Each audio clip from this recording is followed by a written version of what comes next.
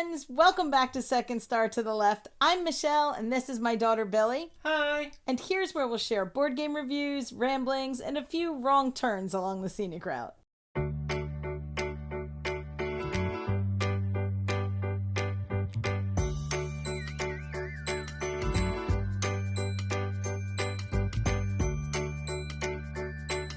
We are very excited to make this video today because not only are we talking about one of our favorite kinds of games, which is roll and writes. In fact, we made an entire month of videos. Month and a half. Month and a half of videos called Rolling into the New Year, where we talked about all of our favorite roll and writes. Some of our favorite roll and writes are the ones that we called combo-rific. The roll and writes where you can get combo after combo after combo. And many of these were designed by Matt Riddle, Ben Pinchback, and Adam Hill at Motor City Gameworks. First, they asked us to go fishing with them, and I did. And then they asked us to go gardening with them, and I did. Then they asked us to build some cars with them, and I did. And now they would like us to let the good times roll and write with them. Their newest roll and write is called French Quarter, and they have provided us with this prototype copy so that we can show you what it's like and why this one just might be our favorite. In fact, I liked it so much that I got Billie to actually try one of these games. Yay! And I liked this one so much, I might actually go back and be able to play the others now. Who knew? French Quarter is the fourth game in this series of crunchy, combo-rific roll and writes from this team. In this one, you are a tourist in the French Quarter in New Orleans, and you can hear the music, you can smell the beignets, you can taste the gumbo. This one is so wonderfully thematic. As always, we are not a rules teach. Do not watch this video to learn how to play this game, but I am going to tell you a little bit about how it plays and what it feels like and why we like this one so much. This one is not only a roll and write, it's also kind of a flip and write.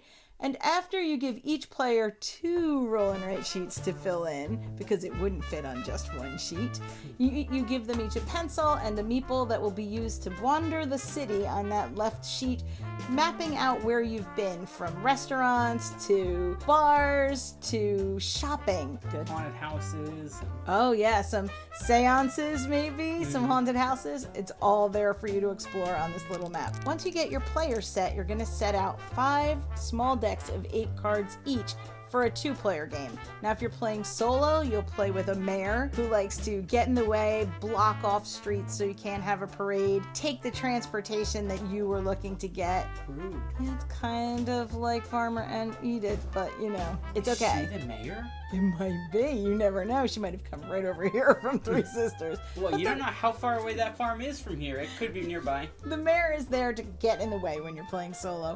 If you're playing with more players, and it does play 1 to 4, then you'll play with another deck of taxi cards that will help you move around the board. But for Billie and I, it's 5 decks with 8 cards each, which is really convenient because you don't even have to track the rounds, because you know when you get to the bottom of that, you've played 8 rounds. You're good to go. Yep. Which is also good because we forgot what round it was Oh, often. constantly. Yeah, we have terrible, short-term memory. There's even a little track to check off what round it is, but we forget. But we would only do it every 2 rounds. We'd be like, oh wait, it's round 5. Check, check. Good thing those decks of cards are there.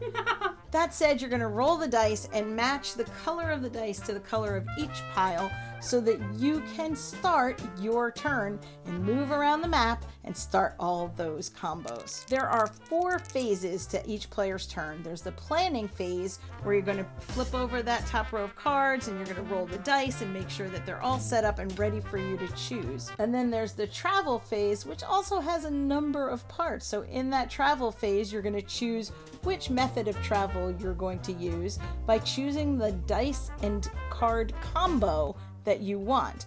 Now, because I've taken one, then Billie won't be able to travel that way. So if I take the streetcar, Billie can't. If I decide to walk, then Billie can't. You're going to go back and forth drafting which one you want. After you draft your card, on the left sheet, you have the city mapped out for you to explore. On the right side, you have those activities that we talked about, like the restaurants, the shopping, the mysticism, and that social one at the bottom that'll get you every time. The one that makes it harder to walk and puts you in prison. Yeah. As you start checking off across these lines, you start getting those combos. You start getting umbrellas. You can get a second line of your very own. What's the second line? So a second line is a jazz parade celebration that is kind of quintessentially New Orleans. It can be used for funerals, for weddings, for all kinds of things, but it's a wonderful brass band celebratory parade that is not quite so formal as the regular parades. Google it, look it up, listen to that music. It is phenomenal. Mm-hmm. But while most of the activities give you positive rewards, that one at the bottom starts to tip over into the negative. There are positive rewards along the way, but if you overdo it, it gets a little rough. So basically, the last row of activities is social, which means you're out there partying and drinking on the streets of New Orleans. But if you overdo it, then all of a sudden you can't walk quite as well. Don't party too hard. So be careful. Party responsibly. Exactly. After you mark off that action from the card, then you take your meeple and you move them according to the movement rules of the card.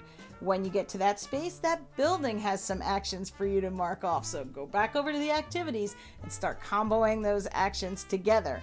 Once you get that done, then you're going to take the number that's on the die and you're going to map it onto the building. But there's a catch.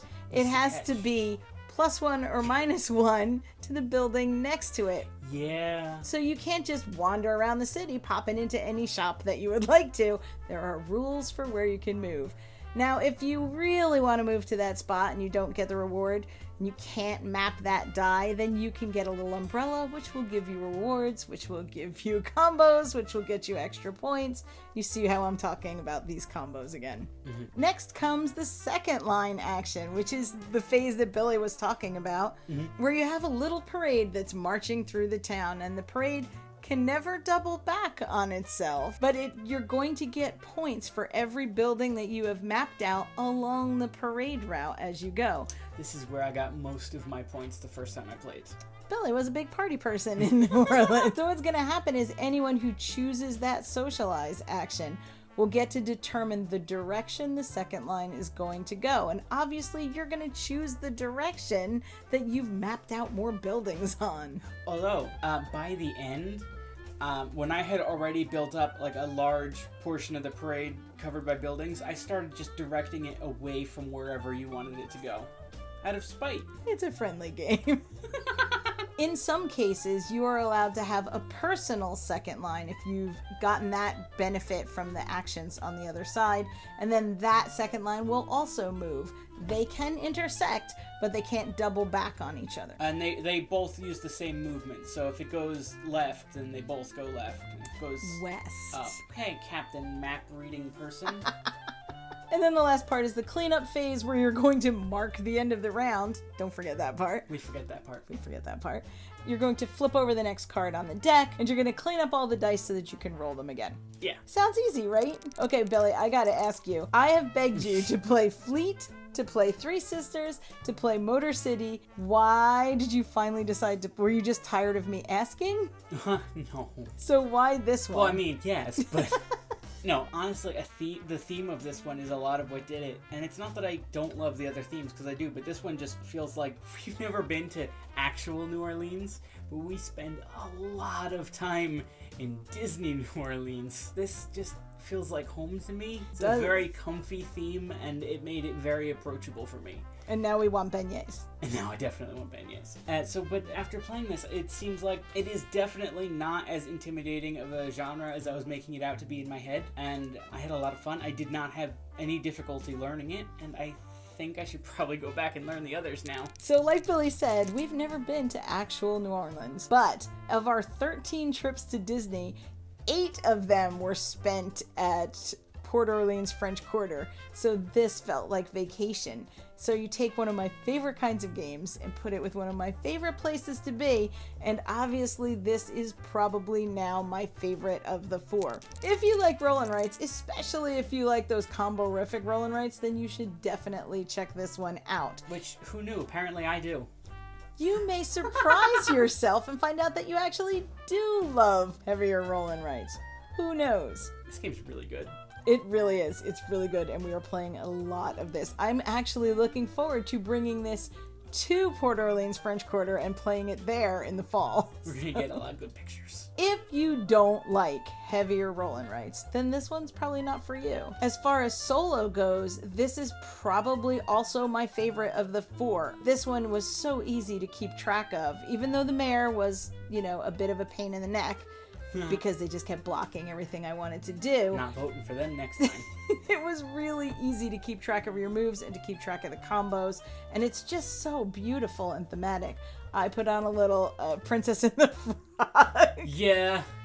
It's really the perfect thing to listen to you while you need play some this. theme music while you're playing. If you like those kind of roll and writes, if you like playing them solo, then this is going to be something that you want to check out. And you can, because as of today, it is live on Kickstarter, and I will put all of that information down below. Woo! So Billy wants me to just circle back one more time and talk about those combos that she never knew were exciting.